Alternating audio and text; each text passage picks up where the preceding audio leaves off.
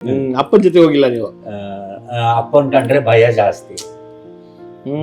ನಾನು ಜೋಗತಿ ಆದ್ಮೇಲೆ ಅಪ್ಪನ ಜೊತೆ ಮಾತಾಡಿರೋದು. ನಾನು ಜೋಗತಿ ಆಗಿ ವಿಷ ಕುಡಿದು ಆಸ್ಪತ್ರೆಗೆ ಅಡ್ಮಿಟ್ ಆಗಿ ಮನೆಯಿಂದ ಅವರು ಹೊರಗಾಕಿ ನಾನು ಎಲ್ಲೋ ಬಂದು ಬೆಳಗ್ಗೆ ಇಡ್ಲಿ ಚಟ್ನಿ ಮಾರಿ ಸಂಜೆ ಟ್ಯೂಷನ್ ಹೇಳ್ಕೊಟ್ಟು ಅದು ದೊಡ್ಡ ರಾಮಾಯಣ ಇದೆ ಸರ್. ಅಂದ್ರೆ ಸಿನಿಮಾ ದಯೆಯನ್ನು ಮೀರಿ ಒಂದು ಬಹಳ ವಿಚಾರಗಳು ಇವು. ಅಮ್ಮನಾಗ್ಲಿ, ಈಗ ಇವ್ರು ಸಂಗಮೇಶ್ ಸರ್ನ ನಾವು ಅಂದ್ರೆ ಸಂಪರ್ಕದಲ್ಲಿದ್ದಾಗ ಹೇಳ್ತೀವಲ್ಲ, ನಾವೇ ಹೇಳ್ತೀವಲ್ಲ, ಯಾರೋ ದೊಡ್ಡವ್ರ ಪಕ್ಕ ನಿಂತ್ಕೊಂಡ್ರೆ ಏನೋ ಒಂದು ಸ್ವಲ್ಪ ದೂರ ನಿಂತ್ಕೊಂಡು ನಮ್ಮ ಮಟ್ಟಕ್ಕೆ ಇರ್ಬೇಕಾದ್ರೆ ಆ ಮಟ್ಟಕ್ಕೆ ಒಂದು ಫೀಲ್ ಮಾಡಿ ಒಬ್ಬರನ್ನ ಬಹಳ ಕೆಳಮಟ್ಟದವ್ರನ್ನ, ಅಂತ ಕೆಳಮಟ್ಟ ಅಂದ್ರೆ ಇಟ್ ಮೀನ್ಸ್ ಬಹಳ ಸಾಮಾನ್ಯರನ್ನು ತುಂಬಾ ಹತ್ರಕ್ಕೆ ಕರ್ಕೊಂಡು ನಿಲ್ಲಿಸ್ಕೊಂಬೋದಿದೆಯಲ್ಲ, ಅದು ಬಹಳ ರೇರು.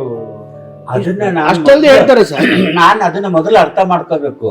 ಆ ಸಾಮಾನ್ಯ ಜಾಗದಲ್ಲಿ ನಾನಿದ್ದೆ, ಅಲ್ಲಿಂದ ಬಂದಿರ್ತಕ್ಕಂಥ ಮೂಲ ಬೇರೆಗಳನ್ನ ಯಾರು ಮರೆಯಲ್ಲ. ಅವರು ಹಂಗ ಹಂಬಲಾಗಿ ಇರ್ತಾರೆ ಸರ್. ಅದಕ್ಕೆ ಈಗ ನಿಮ್ಮ ದಾಸೋಹಂ ಬರ್ಬೇಕಾದ್ರೆ ಇಷ್ಟು ಒಳ್ಳೊಳ್ಳೆ ದೋಸೆ, ಪೊಂಗಲು, ಕಾಫಿ, ಟೀ ಒಳ್ಳೊಳ್ಳೆದೆಲ್ಲ ತಿಂತಾ ಇದೀನಲ್ಲ, ಇದನ್ನ ತಿನ್ಬೇಕಾದ್ರೆ ನಾನು ಅಲ್ಲಿ ಕೆಳಗಿನ ಮೆಟ್ಲು ಒದ್ದು ತುಳಿದು ಮೇಲೆ ಹತ್ಕೊಂಡ್ ಬಂದಿದ್ದೀನಿ.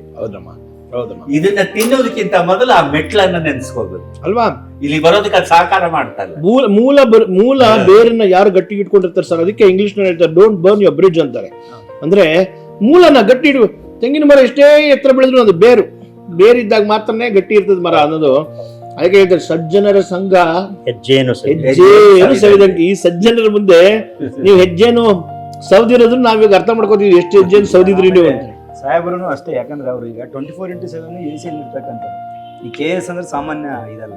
ಒಂದು ತಾಲೂಕಿಗೆ ಹೆಡ್ ಆ ಪೋಸ್ಟ್ ಅಲ್ಲಿ KS ಅಂದ್ರೆ ಆ ಮಟ್ಟಕ್ಕೆ ಅಲ್ಲ, KS ಅವರು ಸಹ ಎಷ್ಟು ಡೌನ್ ಟು ಅರ್ತ್ ಅಂದ್ರೆ ನಾವು ಒಂದು ಕ್ಷಣ ಇದುವರೆಗೂ ಸ್ಟಿಲ್ ಆಫೀಸರ್ ಅಂತ ನಾವು ನೋಡಿಲ್ಲ ಸರ್. ಸೀರಿಯಸ್ಲಿ ಸರ್, ನಾನು ಸೀರಿಯಸ್ಲಿ ಗ್ರೇಟ್. ಅವರು ನಮ್ಮ ಉಪಾಸ್ಯ ಸಾಹೇಬ್ರಂತೂ 100% ಗ್ರೇಟ್.